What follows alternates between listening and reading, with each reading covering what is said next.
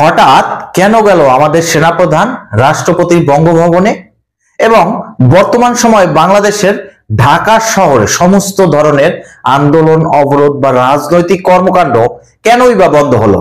এছাড়াও মে মাস শেষে আসতেছে জুন মাস, এবং যতদূর খবরাখবর পাওয়া যাইতেছে তাতে এটা ধারণা করা হচ্ছে যে জুন মাসে জুলাই ঘোষণাপত্রের প্রকাশ করবেন এবং ৭২-এর সংবিধান বাতিল হতে পারে। তো এজন্য বর্তমান সময় গুঞ্জন চলছে যে রাষ্ট্রপতি এবং সেনাপ্রধান দুজনেই চাপের মুখে আছেন। এখানে যা কিছু হতে পারে, কারণ সরকার যদি জুলাই ঘোষণাপত্র প্রকাশ করে এবং ৭২-এর সংবিধান বাতিল করতে চায়, সেখানে প্রধান বাধা হিসেবে যেই দুইজন ব্যক্তি সামনে পড়বে তার ভিতরে অন্যতম সেনাপ্রধান এবং রাষ্ট্রপতি। এখন এতে গণেশ উল্টেও যেতে পারে যে তারা বাংলাদেশের এটা মেনে নিতে পারে অথবা মেনে নাও নিতে পারে। এখন যদি মেনে না নেয় তাহলে আবার অভ্যুত্থান হতে পারে, বাংলাদেশে সেনা শাসন জারি হতে পারে। আর যদি মেনে নেয় তাহলে অন্তর্বর্তীকালীন সরকারের উপদেষ্টা ডক্টর মোহাম্মদ ইউনূস যেটা করতে চাইছেন সেটা সাকসেসফুলি করতে পারবেন। এখন কি হবে সেই প্রেক্ষাপট? অপরদিকে যদি দেখেন, এখন বর্তমান সময় গুঞ্জন চলছে যে সেনা শাসনের দিকে ধাবিত হচ্ছে বাংলাদেশ। এছাড়াও বিভিন্ন দেশ থেকে বিভিন্ন রকমের চাপ বাংলাদেশের উপরে প্রয়োগ করতেছে। ভারত তো একদম উঠে পড়ে লেগেছে। ইতিমধ্যে শিলিগুড়ি করিডোরের তাদের যে প্রতিরক্ষা ব্যবস্থা এতটাই বৃদ্ধি করেছেন, সেখানে ভারতীয় সমস্ত যুদ্ধ বিমান, সমস্ত অস্ত্রের ঘাঁটি সেই শিলিগুড়ি করিডোরকে নিয়ে তারা বর্তমান সময় ব্যস্ত আছেন। কারণ এই শিলিগুড়ি থেকেই ভারত যে কোনো একটা বাংলাদেশকে নিয়ে চক্রান্ত করতেছে যে একটু ১৯ থেকে ২০ হলেই ভারত বাংলাদেশের উপরে আক্রমণ করবে।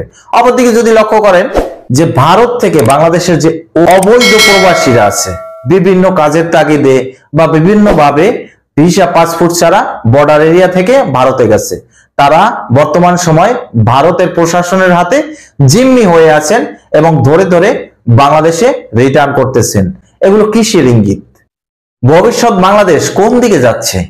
মানে অন্ধকারে হেঁটে বেড়াচ্ছি, কেউ যদি লণ্ঠন নিয়ে এগিয়ে আসো তাহলে আমি আলোর পথ খুঁজে পাবো, না হলে আমি অন্ধকারে হারিয়ে যাব। এটা হচ্ছে বর্তমান সময় বাংলাদেশের প্রেক্ষাপট। বাংলাদেশের আভ্যন্তরীণ যে বিষয় সেটা সম্পর্কে জনগণ বলেন আমরা কেউই কিছু বুঝতেছি না এবং কেউ কিছু জানতে পারতেছি না। সেন্ট মার্টিন নিয়ে কি হচ্ছে, সাজেস্ট নিয়ে কি হচ্ছে, এখানে মায়ানমারকে কি করিডোর দেয়া হলো, এই বর্তমান সময় বাংলাদেশের যে পোর্ট চিটাগং পোর্ট সেটা এখন বিদেশিদের হাতে চলে যাচ্ছে। তো এই সকল কি হচ্ছে বাংলাদেশে কিছুই আসলে আমরা বুঝতে পারছি না, সবকিছু ধোঁয়াশার ভিতরে। নির্বাচন নিয়ে এখন কিন্তু কোনো কথাবার্তা কেউই বলতেছে না, কোনো রাজনৈতিক দল বলতেছে না যে কবে নির্বাচন হবে এবং নির্বাচন কেন আগামী বছর জুনে, এটা এবছরের ডিসেম্বরের ভিতরে করাইতে কি বাধা আছে, আর কি কি সংস্কার বাকি আছে, এগুলো কিন্তু কেউ বলতেছে না। অথচ দেখা যাচ্ছে বিভিন্ন সংবাদপত্রের বরাদে কথা বলতে পারছি যে বর্তমানে এই ৮ মাসে বাংলাদেশ থেকে ৯০,০০০ কোটি টাকা পাচার হয়েছে। এই টাকা কারা পাচার করলো, কিভাবে পাচার করলো, এই টাকা কাদের, কোথা থেকে আসলো এই টাকা, এ বিষয়ে কেউই কিছু বলতেছে না। শুধুমাত্র এতটুকুই বলতেছে যে ৮ মাসে ৯০,০০০ কোটি টাকা বাংলাদেশ থেকে উধাও। তো এই টাকাগুলো কাদের ছিল, কোথা থেকে আসলো এবং কে এই টাকাগুলোকে পাচার করলো? যিনি হাজার হাজার কোটি টাকার মালিক হচ্ছেন বিদেশি ব্যাংকে। এরকমের হাজারো চাপা পড়া খবর বাংলাদেশে আছে, কিন্তু কেউ প্রকাশ করতে পারছে না, কেউ এ বিষয়ে কথা বলতে পারছে না। কিভাবে বলবে?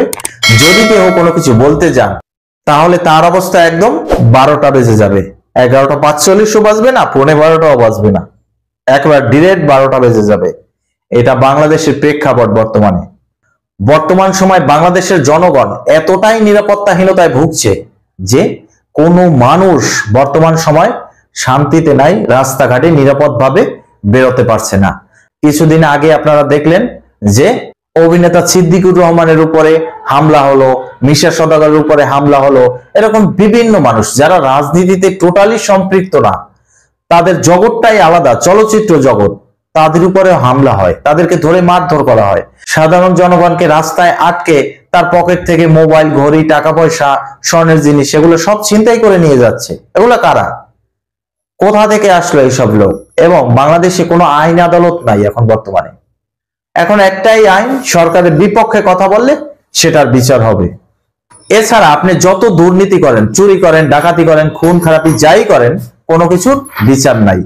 এই যে দেখেন শাহবাগে আন্দোলন হলো আওয়ামী লীগ নিষিদ্ধর দাবিতে, সেখানে আওয়ামী লীগ নিয়ে তারা নিষিদ্ধ স্লোগান দিক, আওয়ামী লীগকে গালিগালাজ করুক, কিন্তু বাংলাদেশের জাতীয় সঙ্গীতে বাধা প্রদান করলো, এটা কি রাষ্ট্রদ্রোহী কাজটা?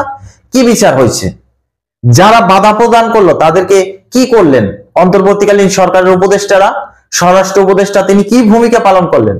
বাংলাদেশ একটি স্বাধীন দেশ, এই স্বাধীনতার সাথে জড়িত বাংলাদেশের এই জাতীয় সঙ্গীত, তাহলে সেই জাতীয় সঙ্গীতে বাধা প্রদান করে এটা রাষ্ট্রদ্রোহী কাজ?